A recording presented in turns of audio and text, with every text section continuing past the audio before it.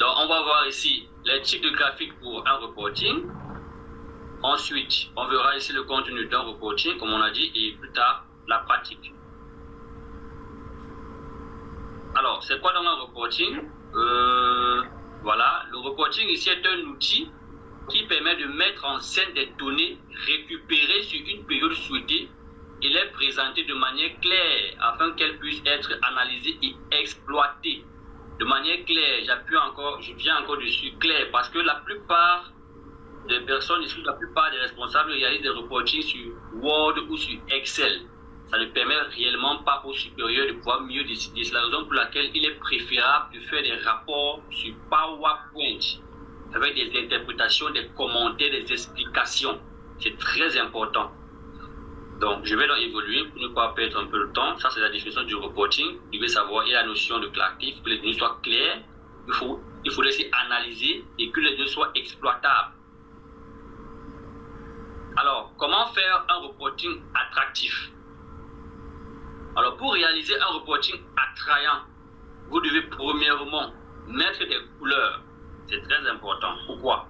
Cela permettra de mettre de la vie dans vos reportings. Donc, quand c'est plus beau, c'est mieux lisible. C'est magnifique en fait.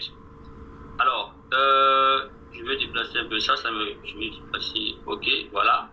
La couleur permettra de mettre en valeur les informations importantes. Ensuite, il faut insérer les graphiques. Afin d'illustrer vos données chiffrées et les rendre plus lisibles. Les graphiques sont vos meilleurs alliés. Donc, vous ne pouvez pas faire de reporting sans graphiques. Les graphiques ici rendent vos rapports plus synthétiques. Il y a des graphiques, il y a des tableaux. Donc, ça permet à ce que vous fassiez des rapports vraiment bien clairs et bien synthétiques. Ensuite, nous avions ici respecter la charte graphique de l'entreprise. C'est-à-dire les couleurs de l'entreprise. Les graphiques doivent avoir les couleurs de l'entreprise. S'il y a un PowerPoint, vous devez ici là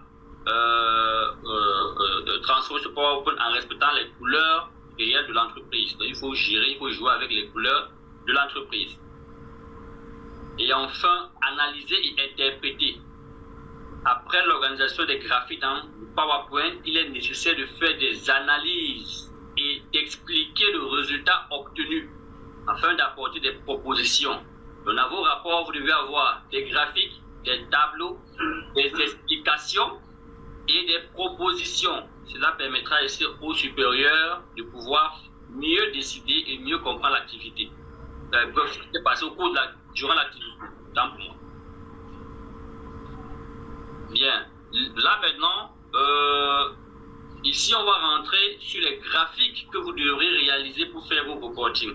Les types de graphiques qu'on rencontre généralement dans un reporting. Alors, comme type de graphique, généralement sur Excel, il y a les histogrammes à barre verticale et horizontale, les diagrammes en secteur, les histogrammes en billet, les histogrammes en courbe. Donc, on va essayer de voir quelle est l'importance de chaque graphique et quelle est ici l'utilité pour pouvoir utiliser cela. Parce qu'il y a des graphiques qu'on n'utilise pas n'importe comment dans Excel pour faire des reporting. Donc, chaque graphique ici a sa définition, son utilité. C'est très important.